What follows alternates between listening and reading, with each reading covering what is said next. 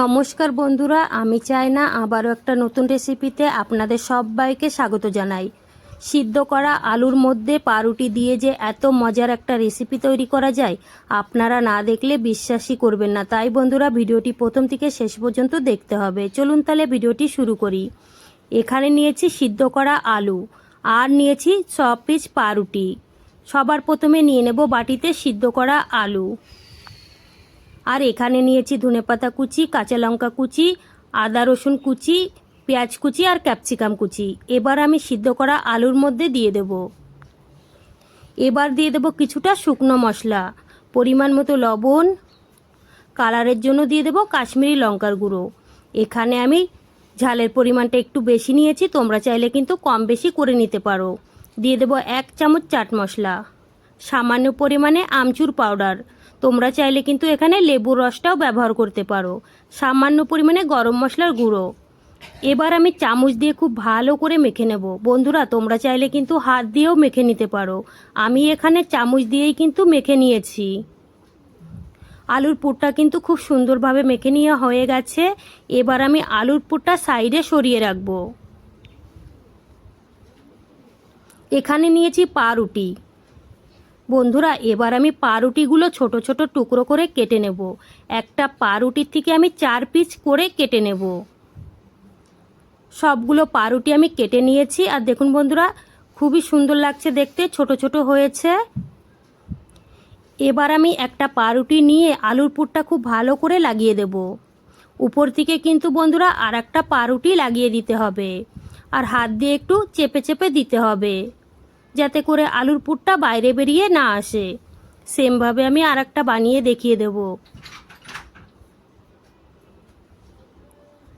আর বন্ধুরা, বাকিগুলো কিন্তু একই রকমভাবে রেডি করে নিতে হবে।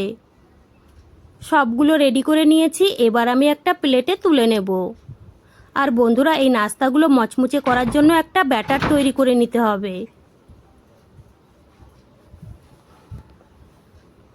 এখানে একটা বাটি নিয়েছি, বাটিতে নিয়ে নেব হাফ বাটি ময়দা, তোমরা চাইলে কিন্তু গমের আটাও নিতে পারো। দিয়ে দেব ধনেপাতা কুচি, পরিমাণ মতো লবণ, 1 চামচ সাদা তিল, 1 চামচ চিলি ফ্লেক্স, হাফ চামচ কালো জিরে। এবার আমি অল্প অল্প জল দিয়ে কিন্তু একটা ব্যাটার তৈরি করে নেব। বন্ধুরা, ব্যাটারটা কিন্তু খুব বেশি পাতলা করা যাবে না, মিডিয়াম ঘন করে নিতে হবে।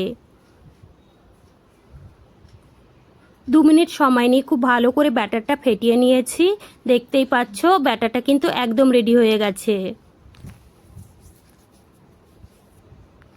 প্যান কড়াইয়ে আমি তেল গরম হতে বসিয়ে দিয়েছি, তেলটা গরম হয়ে গেছে। এবার আমি ময়দার ঘোলে ডুবিয়ে নাস্তাগুলো ভেজে নেব। আর বন্ধুরা, ব্যাটারটা কিন্তু খুব ভালো করে লাগিয়ে নিতে হবে।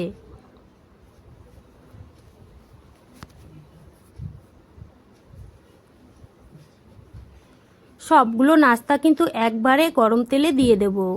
2 মিনিট এইভাবেই রেখে দিতে হবে। 2 মিনিট পরে কিন্তু উল্টিয়ে পাল্টিয়ে ভেজে নিতে হবে। তো বন্ধুরা, 2 মিনিট হয়ে গেছে।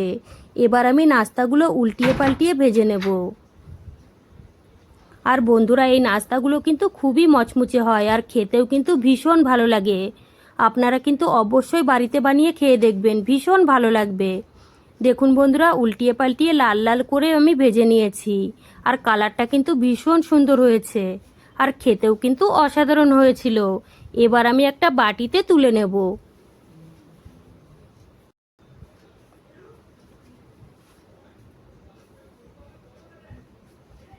তো দেখুন বন্ধুরা, সবগুলো নাস্তা আমি ভেজে তুলে নিয়েছি, আর দেখতে কতটা সুন্দর লাগছে আর খুবই মচমুচে হয়েছে। আর দেখুন বন্ধুরা, নাস্তার গায়ে কিন্তু খুব বেশি তেলও লেগে নেই, আপনারা দেখে নিশ্চয়ই বুঝতে পাচ্ছেন। এবার আমি একটা নাস্তা ভেঙেও দেখিয়ে দেব ভিতরটা কেমন হয়েছে। আর নাস্তাগুলো কিন্তু খুবই গরম ছিল। দেখুন বন্ধুরা, ভিতরটাও কিন্তু খুব সুন্দরভাবে সিদ্ধ হয়ে গেছে। তো বন্ধুরা, আমার রেসিপি কেমন লেগেছে কমেন্ট করে জানাবেন, আর ভালো লেগে থাকলে প্লিজ আমাকে সাপোর্ট করবেন। চলুন তাহলে বন্ধুরা, ভিডিওটি এখানে